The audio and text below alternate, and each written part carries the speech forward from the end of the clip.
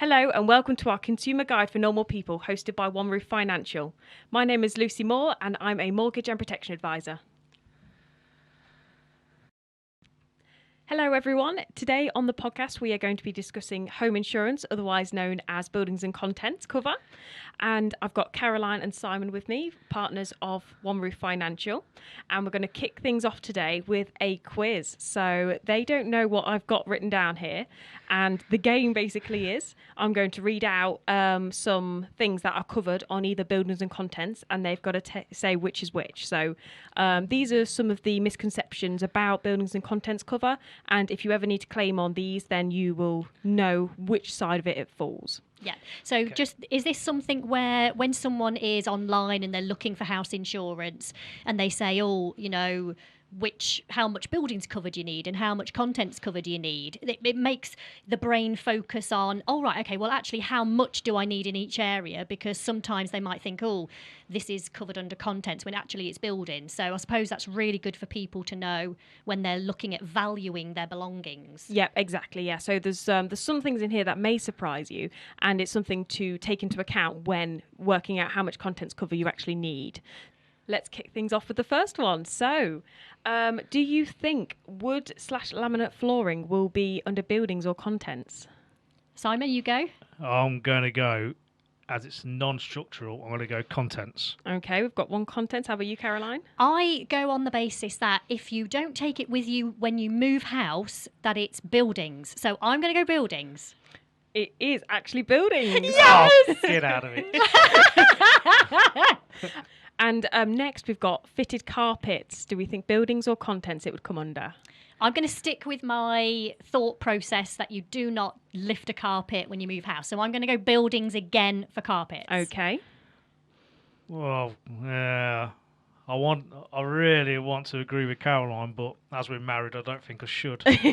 So I'm going to go with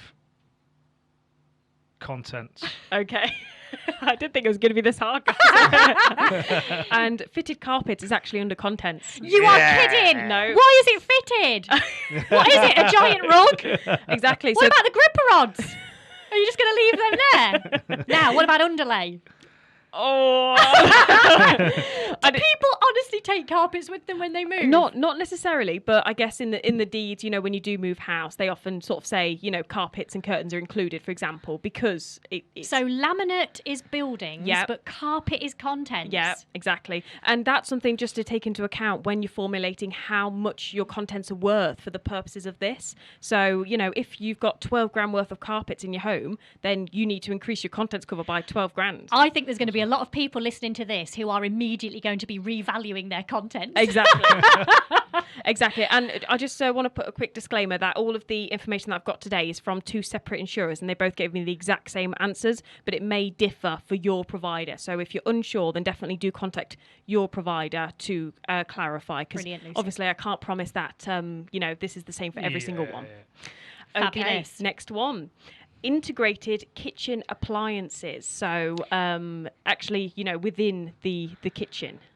So integrated as in an oven that is all integrated in the kitchen, all beautifully. Exactly, yeah. Buildings. Contents. That one is buildings. Yes!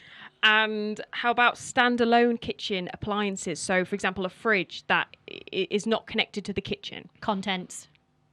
Contents. That one is contents. Yeah. Yeah, Yes. that was an easy one. I'm just thinking immediately, Simon, when we move house, that Rangemaster and that fridge is coming with us. Okay. Yeah, I love my oven. I'm definitely making room for that. Exactly. She'll take the oven, but not me. Yeah, accident. Simon's buildings. He's actually under the laminate flooring. Okay. Next, we have solar panels that are fixed to the roof. Okay, Ooh. solar panels are a tricky area because you don't always own them yourself. Sometimes you actually lease them, but providing you own them, so you've paid for them, and so I'm going to go buildings I ain't so sure. because I think the contract can be taken over by your buyer. Because some are retrofitted after, aren't they? And then now some of them actually built into the roof. Okay. Oh. So Lucy. let's do it under the circumstances where you've bought them, that you own them outright, and they've just been fitted to your roof. So they're retrofitted to your roof after.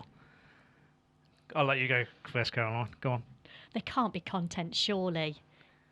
I'm just going to stick with buildings. Okay, we've got buildings. As they're retrofitted, you can take them away. I'm going to say content. They are actually buildings. Oh, come on. And solar panels are quite expensive. So when you are thinking about how much buildings insurance you need, you're going to need a lot of extra buildings insurance. Yeah, exactly. So it's just something to bear in mind. And the last one. Oh, wait, up, still going. Yeah, the last one. External TV aerial. So like a satellite dish on top of your house. Buildings.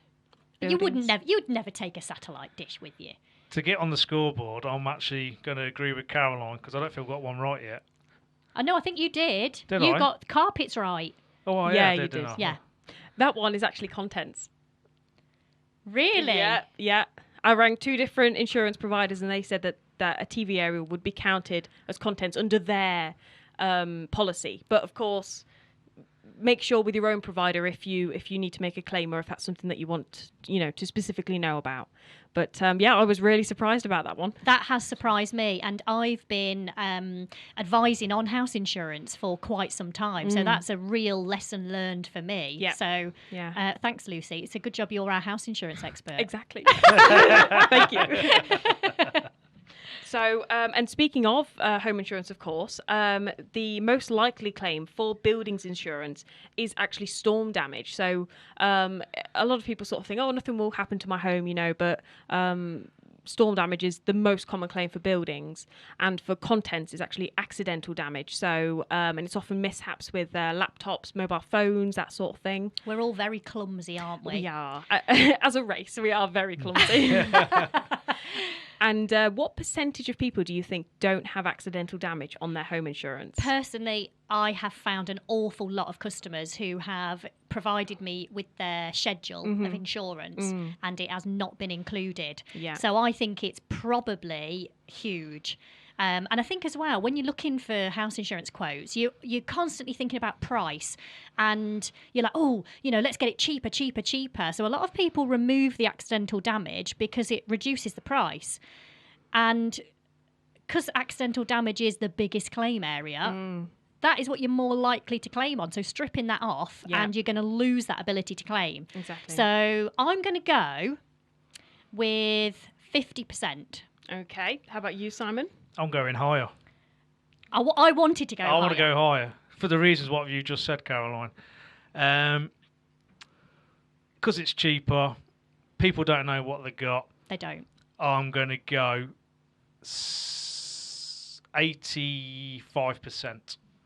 So this might actually surprise you. It's actually 40% according to the source that I found. And of course, all of that details will be at the end of the podcast there. But 40% of homes don't have it, which I actually was quite surprised by as well because I thought it would have been a lot higher. But it just goes to show, though, 40% of people, the mishaps are the most common thing that you're going to claim on for your content. So it's really important to make sure that is covered. And, with home insurance as well, something to be really careful about is underinsurance. So the sum assured is the amount that you need your belongings to be insured for, your home and your contents. So if you've got £50,000 worth of contents, including your fitted carpets, Caroline. I'm never going to hear the end of this. Then you will need £50,000 worth, a sum assured for all your belongings, just to ensure that you're fully covered. So in the scenario that you only insure your £50,000 worth of belongings for $25,000, then if you were to make a claim, then they would only pay out half of the claim. So let's say, there was a burglary and they took £10,000 worth of jewellery, then you would only get a payout of £5,000 because you're only insured for half the amount. Yeah. So that's something to be really careful with because people are like, I've got about this amount. But when you actually think about it, it has to be as accurate as possible. Yeah. And for buildings insurance, a total devastation claim. Yeah. So if your house got completely destroyed by lightning, so massive storm and your entire property sets on fire, the whole thing's gone. When the insurance assessor comes out to the property to assess the damage and look at what everything was worth, that's when underinsurance can be an enormous issue, because they could say, actually, your entire building is going to cost £200,000 to rebuild, but you only told us you needed 100,000. Yeah. And that is when you could be left without a home. Yeah, so you may be trying to get your insurance, £5 or £10 cheaper per month or per year or whatever it might be, and you could actually suffer a much greater financial loss by not adequately insuring your home and your belongings. So that's just something to be really mindful of, that you need to be fully covered. So also when you're assessing how much cover you need, certainly for contents, most insurers offer new for old cover, which means that when you damage something or if something gets stolen, they provide you with a brand new version of what has been damaged or lost. So when people are looking around their house and thinking, oh God, I don't need anywhere near £50,000 worth of cover. I've only got an old telly worth £100 and that sofa I could get down the charity shop for £100. That isn't how it works. If your sofa, to buy a brand new 3-seater leather sofa, if that's going to be £600, that will be added into your insurance claim at £600. Same as your brand new telly. If your telly doesn't exist anymore and they'd have to get you a new LED flat screen, whatever, then that also could be £600. So you've gone from, it's only worth £200 to actually being worth £1,200.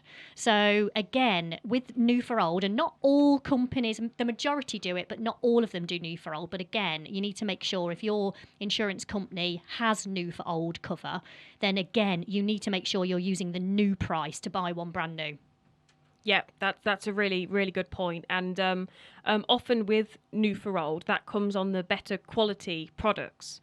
So speaking of the quality of the home insurance, it's important to check the de facto rating.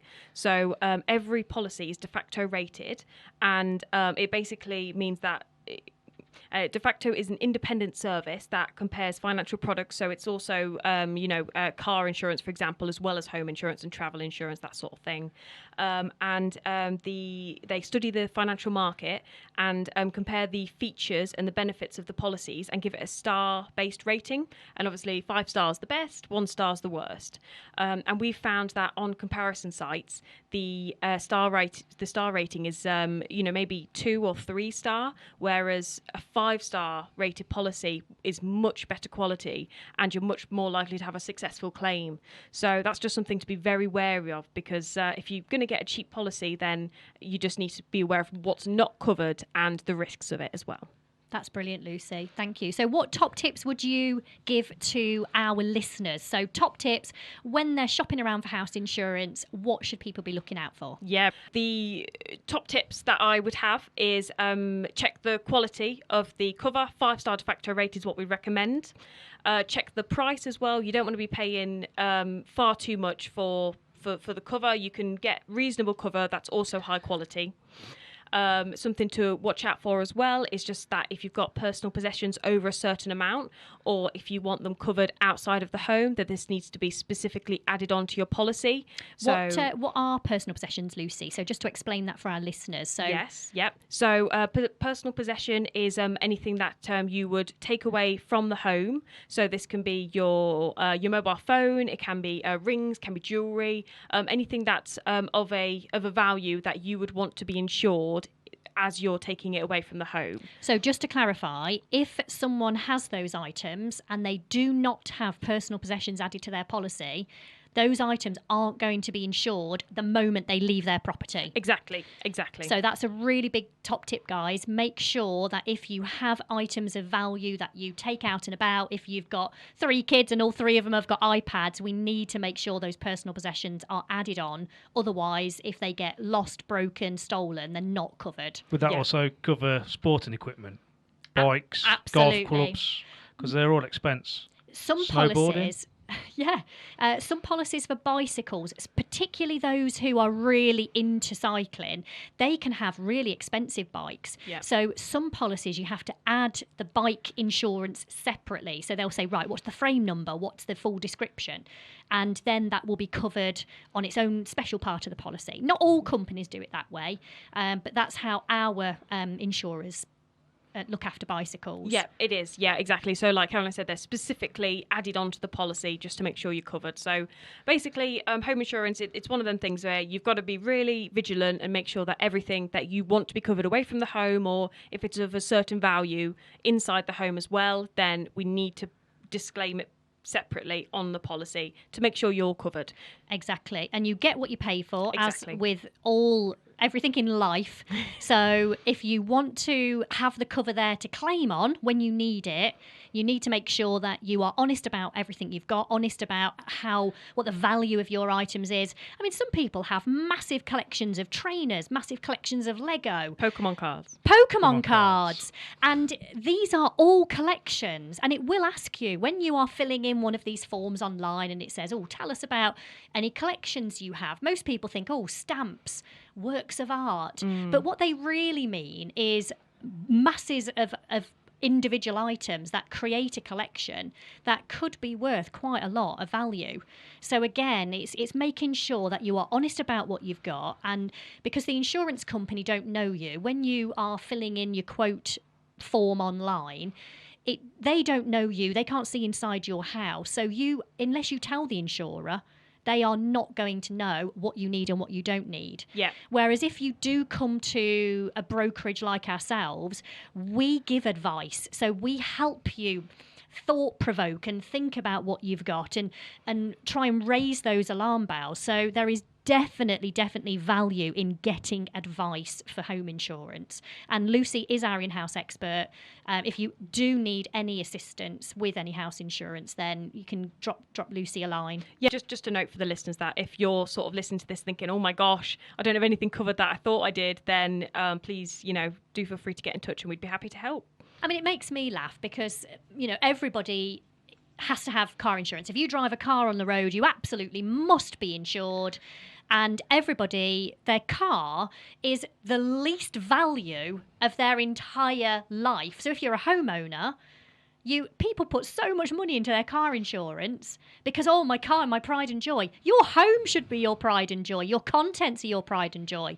Everyone goes fully comp and they want this cover and that cover, and they want to make sure that they've got a courtesy car if something goes wrong. And then they go online to the house insurance and get the cheapest thing they could possibly get. Yeah. It's honestly crazy. Your home is the most valuable, and that is why it's so important to have as much thought process as you do in your car. How valuable's my car? And you go online and do all this research. Nobody does that for house insurance. No. And contents cover isn't mandatory. So if you're a homeowner with a mortgage, the only compulsory cover you absolutely must have for a mortgage now is buildings insurance. Yeah. And there is a quality that is required by the mortgage lender.